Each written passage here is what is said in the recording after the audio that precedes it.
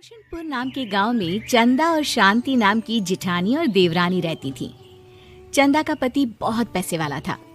उनके पास किसी भी चीज की कोई कमी नहीं थी और उसके विपरीत शांति का पति बहुत ही गरीब और नशेड़ी था। शांति चंदा के घर में काम करके अपना घर चलाती थी। भाभी, घर पर खाने के लिए कुछ भी नहीं है। अगर आप थोड़ा खाना दे पाए तो बहुत मेहरबानी होगी। मुझे जो भी पैसे मिलते हैं वो तो आपके देवर नशे में उड़ा देते हैं। ये तुम लोगों का ना रोज रोज का ड्रामा हो गया है। अब देवर जी कमाते नहीं है तो मैं क्या करूं?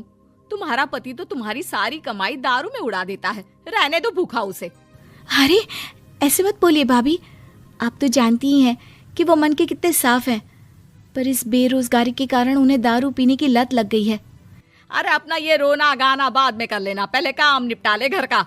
मेरा और टाइम खराब ना कर। जा गेहूं पीस ले, फिर तुझे कपड़े भी धोने हैं। शांति रसोई घर में जाकर गेहूं पीसने लगती है। पीसते पीसते कुछ गेहूं वहां कपड़ों में गिर जाते हैं, जिसे देखकर उसके दिमाग में एक आइडिया आता है। क्यों ना ऐसे ही थोड़े गेहूं मैं अपने पल्लू में बांधकर घर ले जाऊं, फिर एक बर्तन में जमा कर लूंगी और उसे पीसकर रोटी बना लूंगी।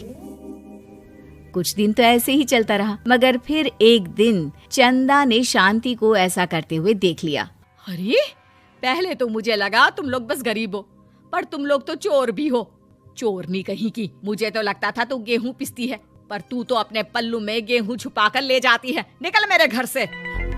मुझे माफ कर दो भाभी, हमारे पास खाने के लिए एक दाना तक नहीं था, इसलिए मुझे ये सब करना पड़ा। अरे तुम लोग मेरे रिश्तेदार हो, इसीलिए दया कर कर तुझे मैंने अपने घर पे काम पर रख लिया, पर तू और तेरा पति हमारे खानदान का नाम मिट्टी में मिलाने पर उतारू हो चुके हैं। आपको मुझे जितनी गालियां देनी है दीजिए, मारना है तो मार भी लीजिए भाभी, पर मुझे काम से मत निकालिए। परिवार की बात है, वरना कोई और ऐसा काम करता ना तो धक्के मार कर कब से घर का बाहर निकाल दिया होता। रोते रोते शांति अपने घर चली जाती है, जहाँ उसका नशेड़ी पति कहता है, अरे कहाँ रह गई थी कामचोर? इतनी देर क्यों कर दी? आज पैसे लाई कि आज भी खाली हाथ वापस आ गई है? अपने हाथ दिखा। जरूर पैसे छुपा लिए ताकि मैं दारू ना पी पाऊं। नहीं जी, मैं आपसे क्यों छुपाऊंगी, और अभी आप दारू पीने की बात कर रहे हैं, उसी कारण तो आज हम लोगों की ये हालत हो गई है। किसी काम की नहीं है तू, बिना मार खाए समझेगी नहीं। रख, अभी तेरे होश ठिकाने लगाता हूँ। रामलाल शांति को बहुत मारता है। शांति का मन दुखी हो जाता है और वो गांव के तालाब के पास के एक पेड़ के नीचे बैठकर फूट फूट कर रोने लगती है। मैंने कभी किसी का बुरा नहीं किया, फिर भी भगवान मेरे साथ ऐसा क्यों कर रहा है? मैं तो रामलाल जी की फिक्र करती हूँ, फिर भी उन्होंने मुझे इतना मारा। तभी उसे एक आवाज सुनाई देती है, रोने की कोई जरूरत नहीं है बेटी, चिंता क्यों करती हो? ये आवाज कहाँ से आ रही है? शांति अपने आसपास देखती है, उसे कोई नहीं दिखता। वो ऊपर देखती है, जहाँ उसे एक छोटी सी परी दिखती है।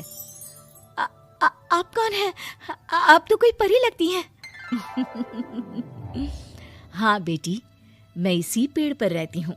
मैंने तुम्हारी सारी बात सुनी, अब तुम्हें फिक्र करने की कोई जरूरत नहीं। अपनी आंखें बंद करो। शांति आंखें बंद करती है और जादुई परी अपनी छड़ी घुमाती है। उसकी छड़ी घुमाते ही पेड़ के सारे पत्ते सुनहरे रंग के हो जाते हैं। परी उनमें से एक पत्ता तोड़ लेती है और फिर से अपनी छड़ी घुमाती है, जिसके कारण सारे पत्ते पहले की तरह साधारण से दिखने लगते हैं। आंखें खोलो बेटा। लो, इस पत्ते को ले जाकर अपने तकिए के नीचे रख देना। ये तो एक साधारण पत्ता है, इससे क्या होगा? ठीक है, अगर आप कहती हैं तो मैं इसे रख लेती हूँ। शांति उस पत्ते को लेकर अपने घर जाती है और अपने कमरे में तकिए के नीचे रखकर सो जाती है। सपने में उसे वही पेड़ वाली जादुई परी दिखाई देती है। बोलो शांति, क्या चाहिए तुम्हें? मैं चाहती हूँ हम बहुत अमीर हो जाए और मेरे पति नशा करना छोड़ दें, उन्हें कोई काम भी मिल जाए। कल जब तुम सुबह नींद से जागोगी, तुम्हारी इच्छा पूरी हो गई होगी। अगली सुबह शांति नींद से जागती है, अपने आसपास का नजारा देखकर चौंक जाती है। उसके बिस्तर पर चारों तरफ सोने चांदी रखे हुए थे। हे भगवान, कहीं मैं सपना तो नहीं देख रही? इतना सारा सोना, वो भी मुझ गरीब के पास।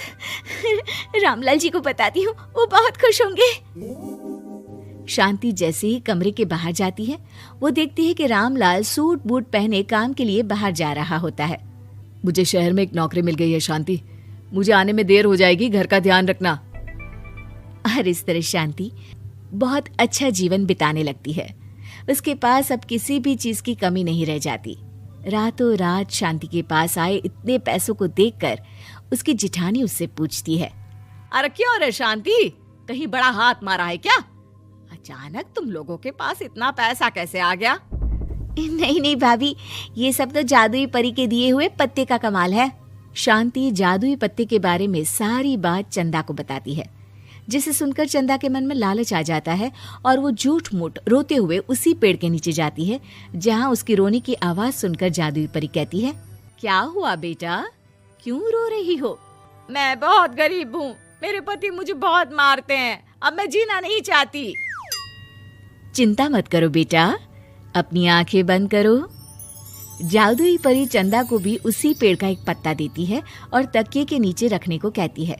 चंदा उस पत्ते को लाकर अपने तकिए के नीचे रख लेती है और अगली सुबह जब उठती है तो उसके कमरे में चारों तरफ सांप बिच्छू रहते हैं। अरे बचाओ बचाओ, कोई मुझे बचाओ, ये कैसा पत्ता है जिसे लाने के बाद उस गरीब शांति के पास तो इतना सारा सोना आ गया, और मेरे चारों तरफ ये सांप बिच्छू, अरे कोई बचाओ। चंदा अपनी जान बचाती हुई शांति के पास जाती है। चलिए भाभी, मुझे लगता है आपके घर में सांप बिच्छू को बस जादुई परी ही हटा सकती है। दोनों मिलकर जादुई परी के पास जाते हैं। ये सब तुम्हारे बुरे इरादों का नतीजा है चंदा। तुम झूठ मूठ बस पैसे के लालच के कारण यहाँ आकर रो रही थी, इसीलिए तुम्हें जादुई पत्ते ने उसकी सजा दी। अरे मुझे माफ कर दीजिए जादुई परी, मेरे मन में लालच आ गया था। अरे शांति, तुम भी मुझे माफ कर दो, मैंने तुम्हारे साथ बहुत गलत किया है, फिर भी तुम मेरी मदद के लिए आई। चंदा को अपनी गलती का एहसास हो जाता है, इसलिए जादुई परी उसके घर से सारे सांप बिच्छू को गायब कर देती है। चंदा और शांति आपस में मिलजुल कर रहने लगती हैं।